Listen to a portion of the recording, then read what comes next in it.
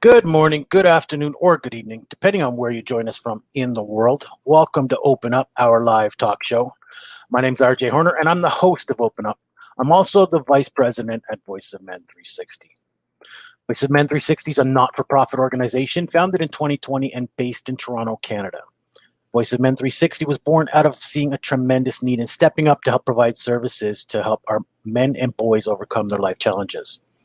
We're part of International Men's Day, and International Men's Day has been serving for over 21 years so far and is now represented in 90 countries around the world, joining to do various activities. International Men's Day follows 6 pillars which represent the overall well-being of boys and men. We follow in those same footsteps here. So why is Open Up so important? Because we men are not willing to open up our hearts and share our matters with anyone. When we keep our emotion or physical struggles within ourselves, we can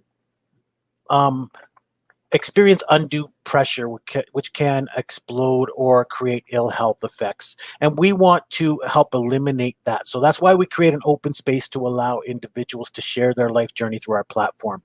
We aim to create awareness about life challenges, the struggles that our men and boys have to go through in their lives. And then there are no limitations with gender, age, or nationality or ethnic groups. All walks of life are invited to participate.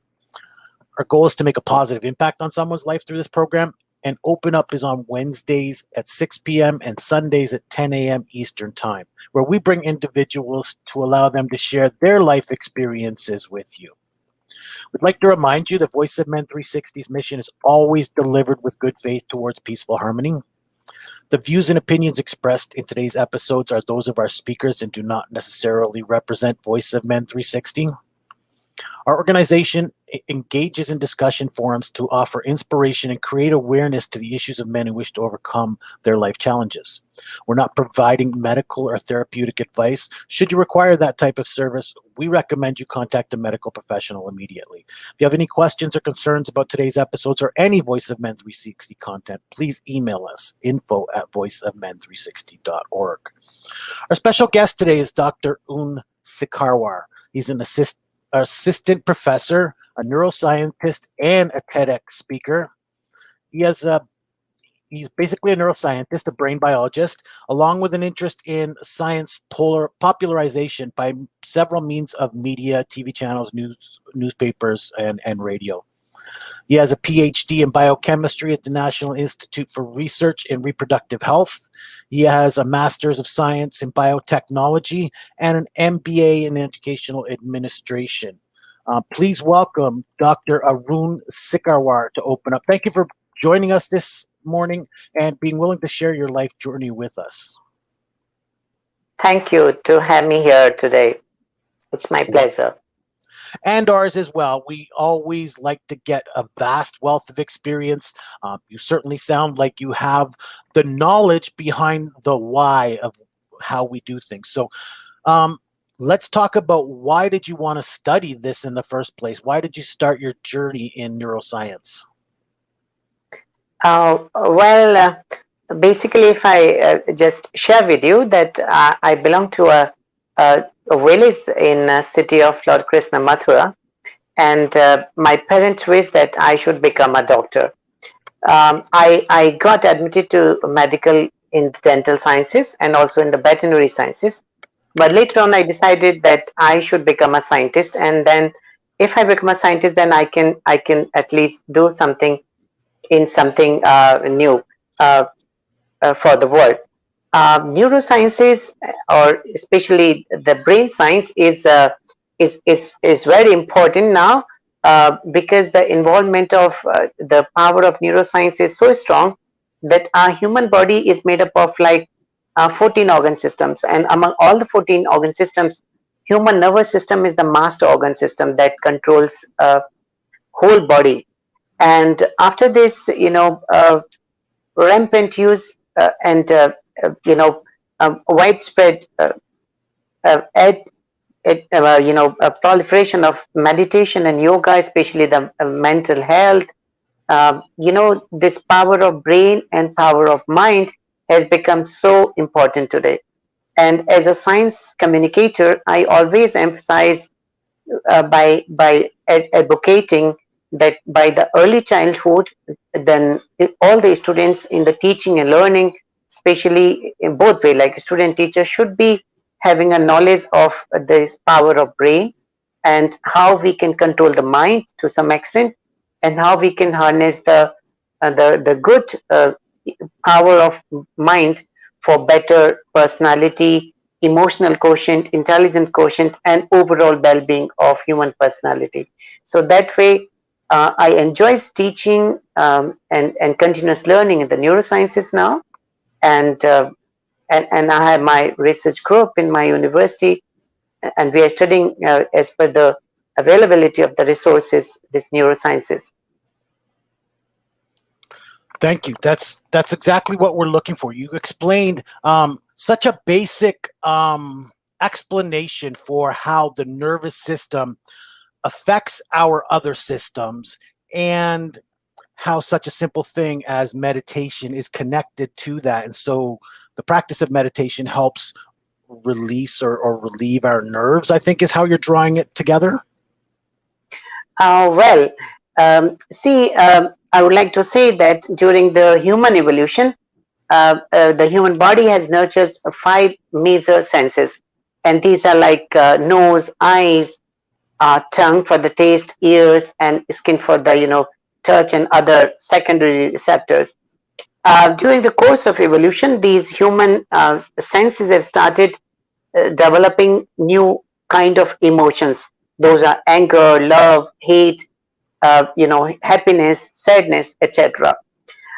During the course of evolution, human brain has very widely increased in the size, like as per the neuron size, we can say. So the human brain is like highest among all the organisms by the weight of the human brain by the human body. So like in a 70 kg of human being, human brain is like 1.4 kg. So it is like 2% of the total body mass. So this way, human brain and mind has increased tremendously. It is like totally lying in a human cranium cavity. And later on, this number of neurons has led to the development of prefrontal cortex, especially the frontal, parietal, occipital, temporal lobe. Then limbic system, that is emotional brain, that has also enormously increased in the power during the course of evolution. That's why we humans are the master of this. We can say earth, and we are the regulators, and we can control even other animals. So human brain has tremendous power. Now later on, due course of time, this to think cogitatively and have a conscious recall, memory development, having motor skills to make tools, and thinking something new by the frontal lobe, that is the cognitive power of the brain, is extremely high. And that is the reason nowadays we are seeing a lot of developments in the science and technology, and newer inventions keep coming every day. And now human senses, emotions, readings, teachings, etc. can be transferred from one place to another in bulk, like through the internet, through the mobile phones, or through laptops, etc. So, and now especially in the COVID period nowadays, in the post-COVID world, we are going to see that there will be enormous change in the world, like pre-COVID and post-COVID. I can think of. So nowadays, like this technology will change our education in several ways. It will change. So human brain and mind is is very much on a high power now, and we should harness this, and especially the children's, elders, everyone should learn it. Mhm. And so you're talking about bringing them in at the earliest level possible. Start the awareness, anyways, of brain activity and the power we can have over this brain activity. So the nowadays there's a lot of neuroimaging techniques. There are neuromodulatory things, and nowadays artificial intelligence, robotics. These two terms have come up with the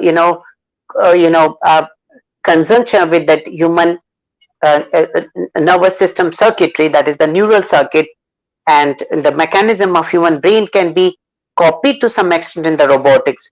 So in near future, we think of like robots and artificial intelligence led a lot of gadgets, electronic gadgets will be part and parcel of our life. In near future, we even think of that small neural chips or neural circuits will be integrated to the human brain, and then they will help you in a positive way for consciousness and you know uh, in the change in the brain functions.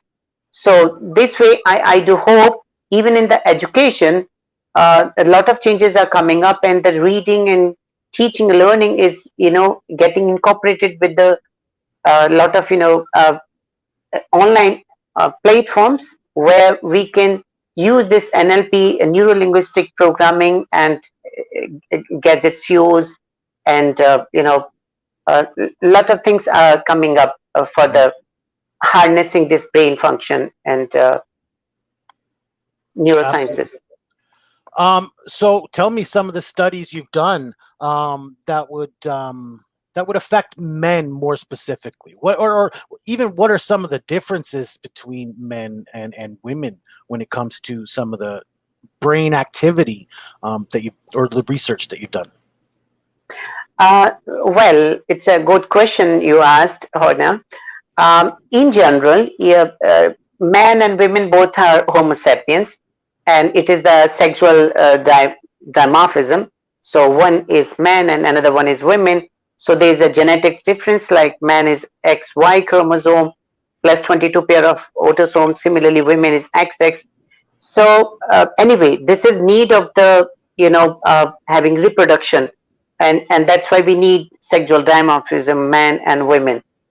But if you say about the neurosciences, on the aspect of neurosciences, how it is affecting, especially I can think of that women's are more emotional, and emotional brain is more active in the women than the men.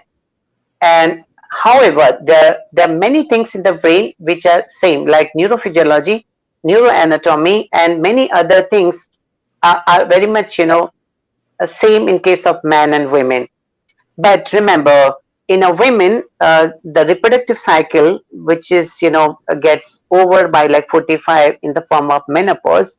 Similarly, andropause is also there in the man, but andropause is very much slow and extended for decades long. But the menopause is like 1 or 2 year, only short period, okay, period of time, and rapidly the hormonal system of the female body changes with the repertoire of these estrogen, etc. These female hormone. Mhm. So the neuroendocrinological aspect in the female is slightly different than the man. Mhm. But So if you see, yeah. so you talk about the neurochronology, but what about when we experience traumas? Do we react differently? Is it again, we're men. We kind of react aggressive, or why do we do that? Is it written in our neurology? Well, man is more masculine in the nature, so man has a more proportion of androgens, and androgens hormones are related to the muscle mass also. So in the female, the other hormone estrogen is taking part as a major hormone, but man is like uh, androgen gives that agility, physical strength. But remember, in the functioning of the world involves more involvement of the man physically, like you can think about the armed forces. Every country do have an armies, like up to 70% men, and only to some extent are the female. But females are more good for like office jobs, homemaker, that is the another job, and they are good as a teacher, I can say. So there's a demarcation of the boundary of type of jobs. So this way, slightly differences in the men and women are are being developed since ages. Okay. Similarly, the social aspect, economical aspect, in that way, we are not equally 50-50%. So men and women are in a different way. Men's are generally have a lower life expectancy, a lower life span also. Just like in India, the man is having around 67 years average age, what females are having up to 71 years. While in USA, the difference is like up to 7 or 8 years. In Japan, it is more than 14 years or so. So this happens because women remain most of the time in their home. They are not going out generally, but they are more good in the family affairs. And this way, the men are more prone because they have to go out of their home. They undergo a lot of traumatic brain injury, that is traumatic TBI, like road accident, physical accident, or even cases of suicide is also varying. So men commit suicide like up to 75%, while female only 25%. So there are some changes, but this is not just new type of changes. This is happening since ages. This is the resultant of decades and centuries. But this is the functioning of the world, how we or human civilization has adopted. So Mhm. men's are having more traumatic brain injury. They get more mental disorders than the female. Mhm. You Okay, mentioned, so okay, that, yeah, that sorry. changes So indeed. you mentioned that this happened over ages. Our neurology was built over ages. But you also said there's changes coming. Let's talk post COVID. You know what I mean? We're going to have to adapt. Is this neurology or adaptation of our behaviors, is it going to be sudden, and are we going to be able to manage this change in such a sudden manner? Well, now among the human evolution, now this recent trend of this COVID-19 pandemic worldwide, it's a very phenomenal thing, okay, that has come up. And since last 1.5 year, whole world is suffering with this COVID-19 uh, to great extent. It has led to the infection to millions of people. Millions of people even died, and a lot of havoc is happening. World economy is coming down, and geopolitically also you can see there's now demarcation among the countries. There are several views, thoughts of uh, the source of origin of COVID-19, and etc. What is remarkable with this infectious disease is lockdown, prevalent lockdown. So several cities, several countries have come, witnessed the lockdown, completely lockdown of the cities, and asking the people to be inside their home. Now, as the men were supposed to go out of the home quite frequently, uh, so men are inside the home. Nowadays, our offices are inside the home, and people are having a blend kind of jobs. I mean to say that a part of their job they are doing there inside their home itself. So this has led a tremendous increase in the mental disorder, especially increment in the level of stress, then increment of anxiety and depression. So if I say that neuropsychologically, stress is common phenomena. Stress is with everyone, like you, me, everyone. But when stress becomes, more than a threshold, that time will lead to the anxiety. So anxiety is prevalent and persistent, stress in a person that led to the pessimistic and something very odd kind of imagination, like this roof will fall down, or this bad thing will happen, or third wave of COVID will lead to the more deaths, etc. That is anxiety. And depression is when a person becomes very silent and he's unable to talk to someone. He has lost the food habit, and his behavior is absolutely changed. So that's why anxiety and depression subjects should be taken to the doctor. Now what is happening now, more men are having stress problem in the post COVID era now, and they are developing a lot of stress and anxiety disorders that is affecting even up to the bipolar disorder, and many things. These mental disorders are debilitating, and they're chronic. They may persist for years. Now this post COVID era is rapidly changing our lifestyle. Like schools, colleges and universities are not similar to like it was in 2019 or so. So this way humans are adopting new ways. Like my meeting is online with you now, right now. Uh, Imagine if this was us around a few years back, then probably we would have been invited face to face. So humans are now coming up with a challenge to change their lifestyle, even food habits, because physically men and women are not going out, so it is affecting our food habit. And it is now the human senses are for touch, to feel, to shake hand, but in today's world people are very shy not to even shake hand with friends, because they are shy, because somebody should not get a COVID-19 disease from other person if someone is carrier or so. So there's a like phobia inside the human. They're having now developing new behaviors now. They are talking, but maybe by keeping a distance of like few feet or few meter, in the hope that somebody should not get contacted from each other. So it is affecting human psychology. It is affecting socio-economic, because poorers are getting more poorer now.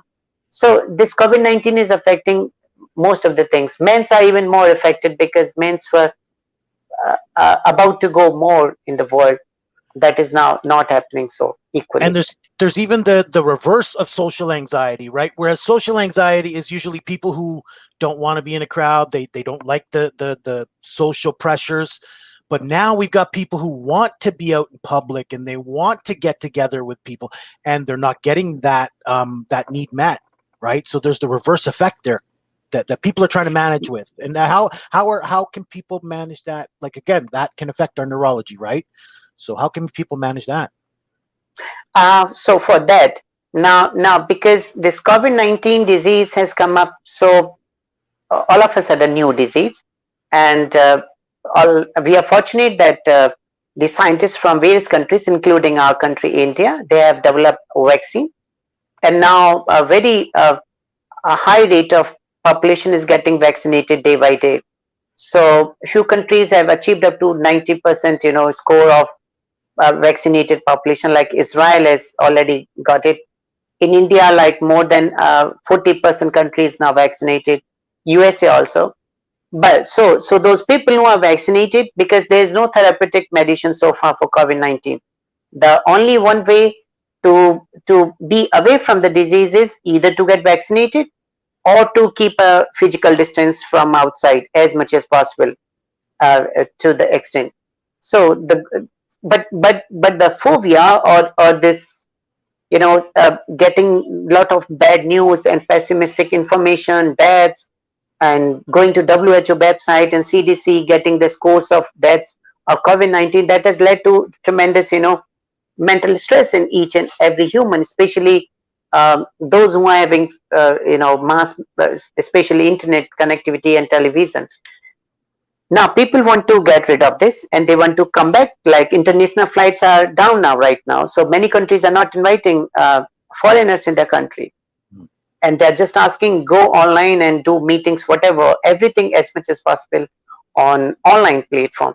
But humans are not meant for it. This is just like a immediately a rescue, like a human civilization of millions of years, which is very much famous for this social interaction, where two people start meeting, they just touch hands, they feelings, they watch each other eye to eye.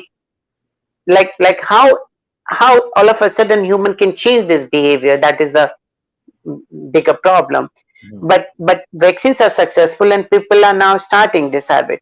But there's another one, there's another danger, that this COVID-19 may lead to similar kind of pandemic in near future also, because some countries are now in proposition that they want to fight, they want to become super powerful by not by conventional use of armies, like air force or military or navy, but they want to affect their enemy countries by such kind of pandemic. So now we all have to be very careful, cautious, and vigilant with such diseases while traveling from one place to another. So there's a lot of change. Human have to adopt now newer system, and people are getting ready day by day, and they are developing newer habits. And it is the need of the hour also in today's world. Yes. Absolutely.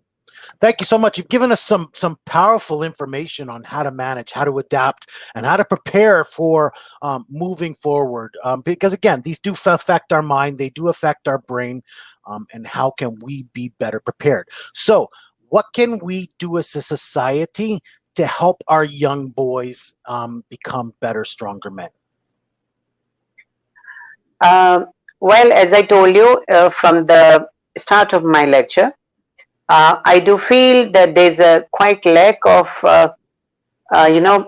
skillful courses, vocational courses, and teaching of meditation and yoga.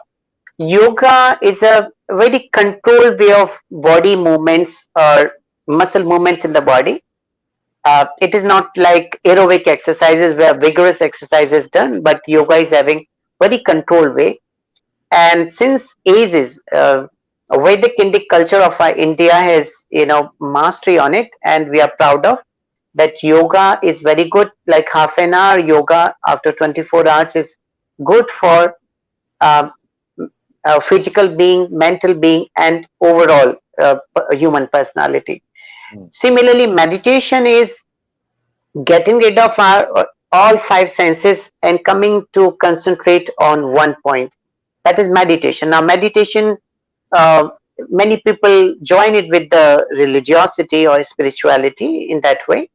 So it is their way, like what deity or god or goddess they want to worship in that own way. But it is just getting rid of the uh, interference of the senses and coming to one focus. That is a meditation. So meditation gives very phenomenal effect or soothing effect on the mind. And if mind is sound, then your certainly you can affect more energetic, more enthusiastic, and more enjoyable with the work you are doing, whatever you are doing. So many successful people are practicing this meditation in yoga nowadays. So this also should be taught in the school curriculum nowadays, and even students should be given proper knowledge of the tremendous power or capacity of this brain and mind. If they control brain and mind, every person can become far better than the previous version. Right. Yeah. Wonderful. Thank you. Thank you for that. That's exactly what we're asking for. Then, what can our young boys do to empower themselves for better lives? So one should be ready to face the new challenges in the world now. Uh, we should teach, especially emotional intelligence or EQ or emotional quotient, I can say, because in today's world, especially in the post-COVID era, I can think of that there will be very different kind of world after this COVID, because COVID is tremendously, it has given a great impact on the human society and civilization in several ways. And we will get to know this sooner or later. Many people have realized also this 1.5 year period is quite long. So I mean to say, in today's world, IQ is not that important. Intelligent quotient. It used to be like before 20, 20 like 20 years back or so.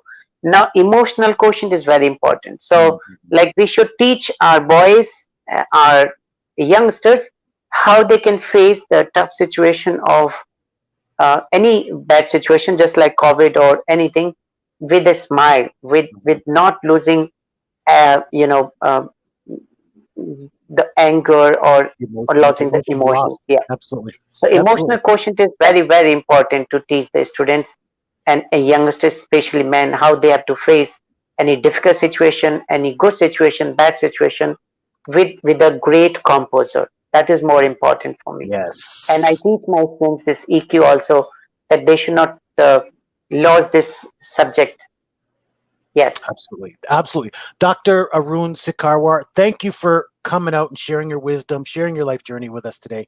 I appreciate your courage and willingness to help others by sharing your life struggles and challenges to help others. Thank you. It was my pleasure, and I enjoyed my discussion with you. Thank you. Thank you.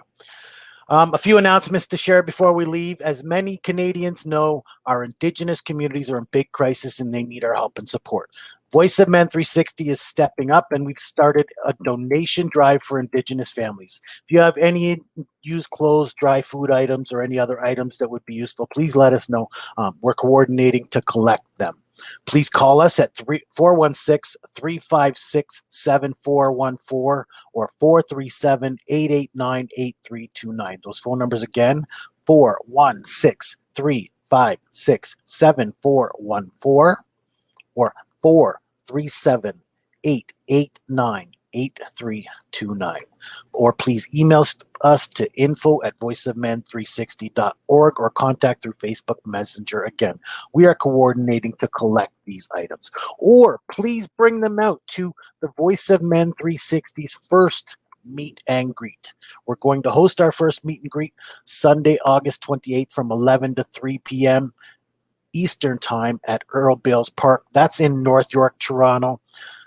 It's Bathurst and Shepherd area. Again, Earl Bales Park from 11 to 3 p.m. August 28th. Please also bring out your used goods or new or used goods to help our Indigenous community at that time. And then we have several live shows that we have here in Voice of Men 360. You've just participated in Open Up, where we invite people to share their personal life journey with you. That live talk show is Wednesdays at 6 p.m. Eastern Time and Sundays at 10 a.m. Eastern Time. We also have a Tamil language live talk show called Vili, that means I, and that takes place Sundays at 8 a.m. Eastern Time.